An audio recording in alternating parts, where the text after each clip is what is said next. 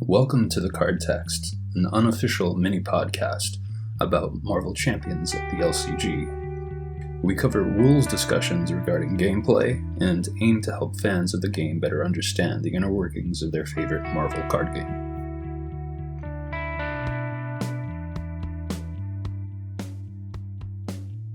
So this is episode 2. Today's episode we're going to be talking about obligations, how they function, what the RRG says about them, a little brief overview of the news. We all heard that the once and future Kang scenario is going to be out in October of 2020. It's going to feature a heavy obligation card mechanic and 2 new keywords. So the first keyword is villainous. The reminder text for it is when this minion activates, give it a boost card.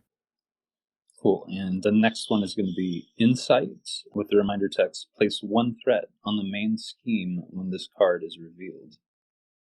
Okay, cool. So what are obligations? Obligations from the core set are one of 6 types of encounter cards in the game. Each identity comes with 1 or more signature obligations uniquely connected to that identity. When an obligation is revealed, it's given to the associated identity for that player to resolve. If that player was eliminated beforehand, you ignore the abilities on it, remove it from the game, and reveal another encounter. If there is no associated identity, the player revealing it chooses how to resolve it. So, as an example, we're going to be breaking down Affairs of State, the T'Challa obligation. So the first thing you're going to see when you reveal this obligation is this, what I think is kind of strange text, the italicized bold text. Do we know what type of game text this is? No, it doesn't seem to actually be defined in the RRG. Yeah, I mean, it's when you're playing, it kind of is obvious what the intent is, but yeah, there's no, or I can't think of any definition of that style of text. Okay. And then the next piece of text, which on the T'Challa card is going to read, most of the obligations have this. You may flip 2 alter ego form, and then choose, and it gives you 2 choices. Let's see. So this, do you guys consider this constant text? No, It's ability text. they're not really constant because they just happen and they're done. If it's not constant and then just happens and then it's done, then it wouldn't have an effect if it were to interplay. But they don't interplay. I mean, it's kind of it's information about what happens when the card is starting to be resolved. So it's like constant text. It fits in that same category, but it's different because it doesn't have a constant effect, essentially. Okay. So the two bullet points, one is exhaust T'Challa, and then a cost arrow, remove Affairs of State from the game, and then the second one is choose and discard a Black Panther upgrade you control, discard this obligation. The first option is something that requires a cost to be paid to achieve an effect. The second option is something that just has an effect. Sometimes it's the case that you can't do either. There are cases when you can't fully resolve the second option. For example, with Affairs of State, if you don't have a Black Panther upgrade in play at the moment when you draw that obligation, you cannot do everything the second option tells you to do. You can only discard the obligation. And so the current ruling on that is that if you can't fully resolve it, then you have to do the first one, right? The exhaust. So if you cannot discard a Black Panther upgrade, then you have to exhaust. And if you can't exhaust either? If you can't exhaust, then my understanding is that the card gets discarded. When this question came up fairly early on in the game with Affairs of State, and my position at that time was that discarding the obligation is a game effect. The rules say you must choose something that has a game effect. So the second option is always available, regardless of whether it has any additional effect.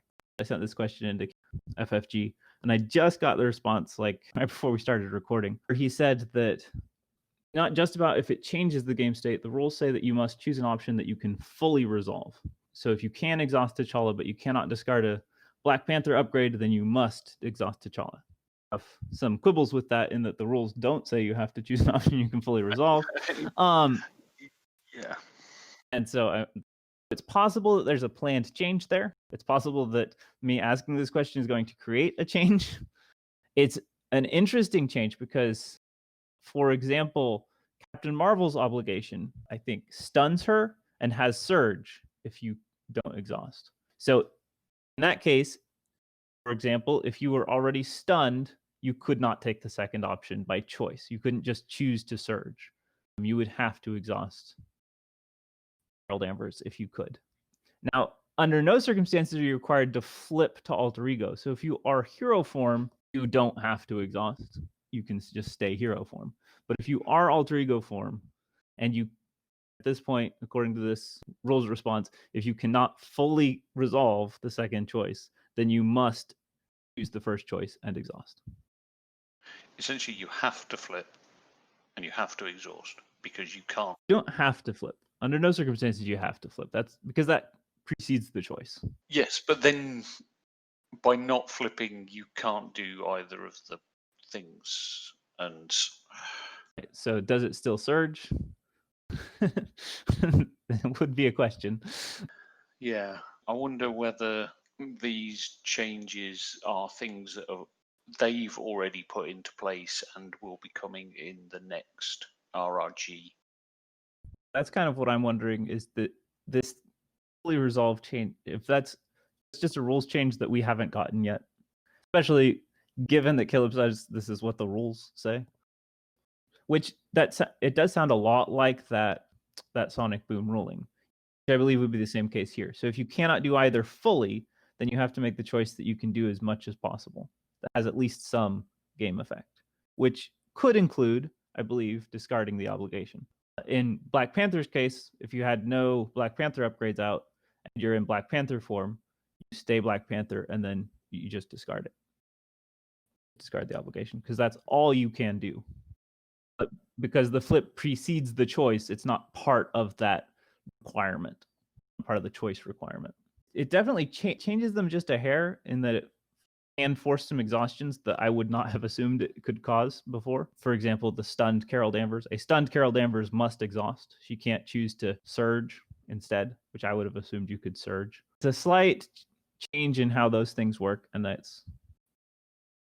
I think one thing to say at this point is that all of the obligations that we have seen all follow this same form of you may flip, exhaust alter ego form to remove it from the game, or do something else that just discards the obligation and generally has some kind of cost associated with it.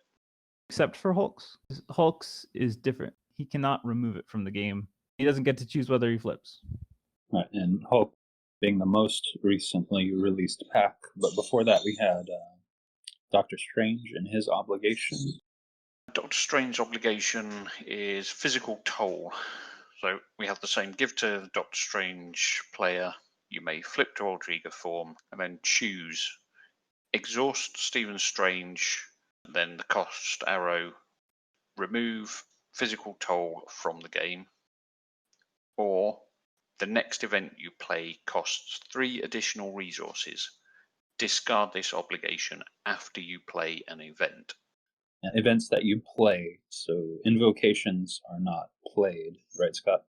Yeah, you pay for them and you activate the ability. You're not playing the invocation, even though they are events. You pay the cost and resolve the ability. Like Scott was saying, there's no play the card. And so this would be the first one that differed from all the others in the core set, including the other hero packs, I believe.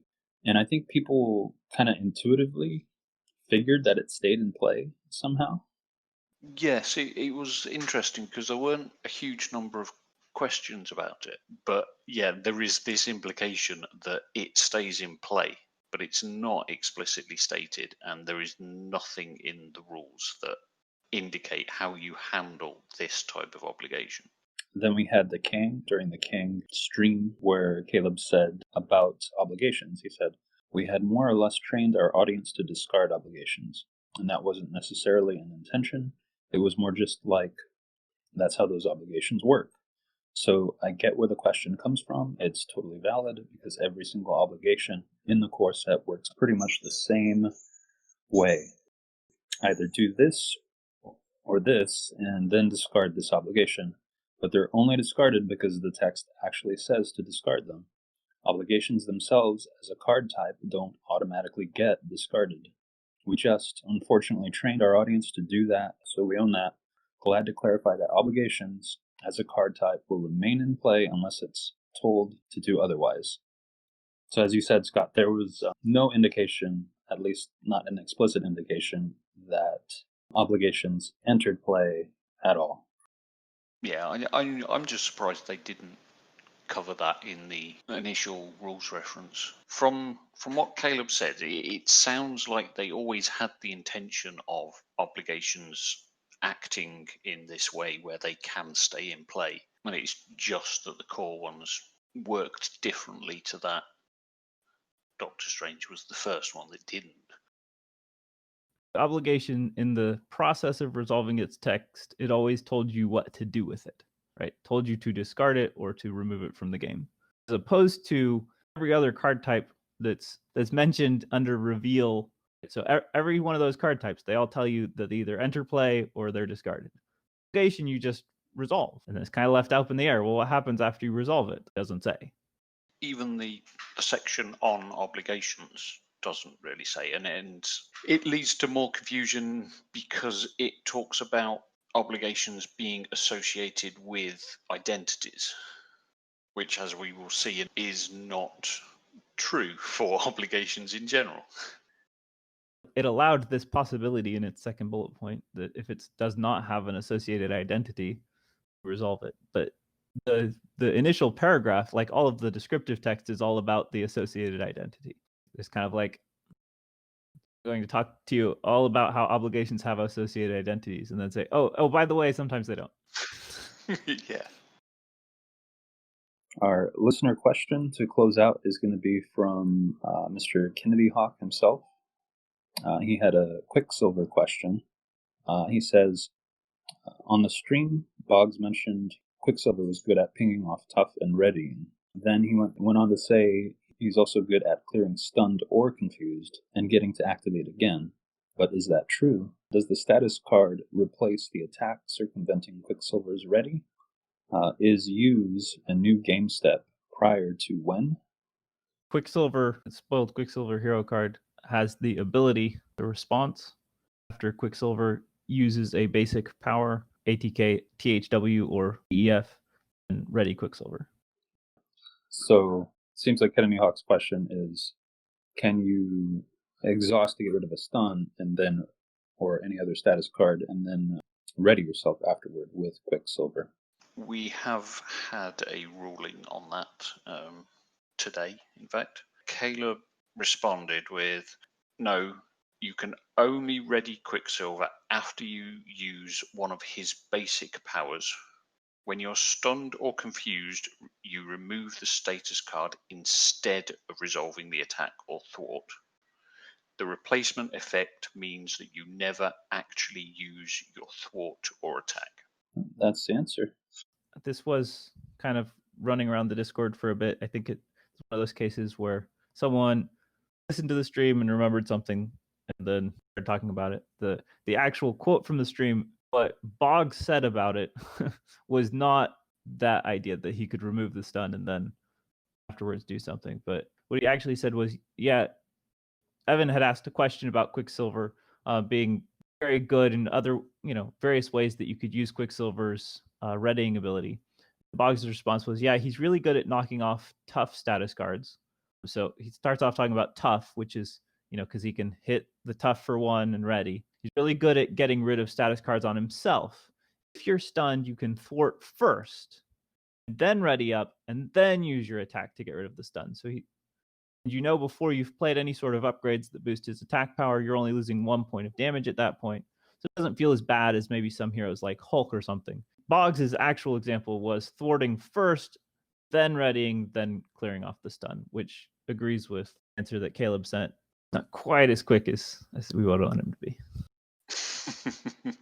So it's not the case that Quicksilver can just shrug off any status card and then ready himself again with his ability, because the stun or confuse would replace that ability. I think there was something else that you mentioned, Scott. Yeah, it was the last part of Kennedy's question. Is use a new game step prior to when? At this point, the answer has to be we don't know. Use is not, as far as I'm aware, defined in the RRG. There's uses, which is tokens like Hawkeyes, but no use. So it's not 100% clear what that means. I mean, again, it's one of those things where you read it, you understand what the intent of the ability is, but there might be interactions in the future that raise rules questions around this word, and yeah, we don't know the answer to that at this point. All right, listeners, thank you. And we hope that's informative. Thanks to Kennedy Hawk and everyone at Marvel Champions Monthly for graciously hosting us. Tune in for our next episode next month on the latest rulings, news, and rules conundrums. If you have any questions or comments, please email us at thecardtextpodcast@gmail.com. Thanks to my distinguished colleagues, Theorel and Scott, for joining. And remember, when you would rather not read the rules reference, listen to the card text instead.